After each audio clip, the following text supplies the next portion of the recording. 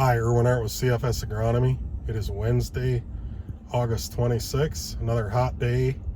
We've been cranking about 30 to 33 heat units a day on the corn, really pushing that maturity fast. A lot of the corn's about milk line, half milk line, so it's really coming. We will have black layer, I would say, around that middle of September or so. So just like we were thinking, it's going to probably be a pretty early harvest, early fall.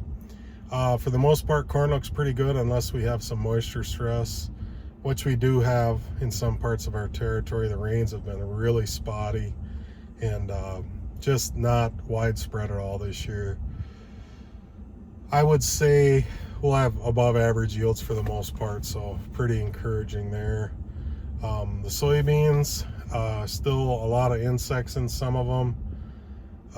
Just a multitude of different things, very spotty also.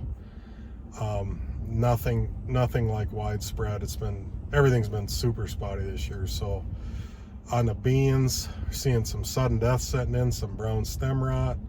The other day I was in a field that I thought was either one of those, and it was actually Septoria. The beans had lost a lot of leaves from the ground up, which is pretty unusual. Granted, they were under some stress there too. Overall, I think the beans look pretty darn good. Again, where we were drier, we definitely took the top off some of the yield by losing some of that, some of the top pods or aborting, things like that. One of the things I would say for this year is the crop's going to mature naturally. So when that happens, where we do have good moisture levels in a lot of these fields, a lot of the tests and trials we ran, whether it be with Central Advantage with running higher fertility rates on the P&K, our nitrogen checks, what we're doing there, our micronutrients, post-applied, foliar, things like that. Also, we used quite a few new biologicals this year. Some of them look pretty darn promising in furrow with the corn starter. Just everything, V5 fungicide, VT fungicide, the whole works. So we're really going to get a true look at what these products did on a pretty normal growing season, which we haven't had in a long time. So I'm pretty excited about that. I think we're set up pretty good to learn a lot this year.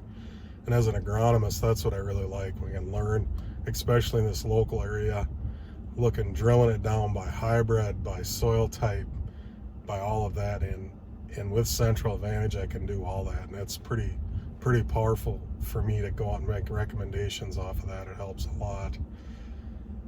Fertilizer prices this fall are down, P&K both. So if you're pulling off some pretty darn good crops, you got to remember to replace some nutrient levels. There's all different ways to do it, especially with our variable rate systems and programs, management zones, things like that. Doing a lot of discussion on fall fertilizer, more than we've done this early in a lot of years. I mean, I think guys and growers really are gonna try to put the money where they need to put it for the maximum return on investment, and that's one thing we can do really well for you. So I would encourage you to reach out to any one of us and stay cool, and talk to you soon. Thank you.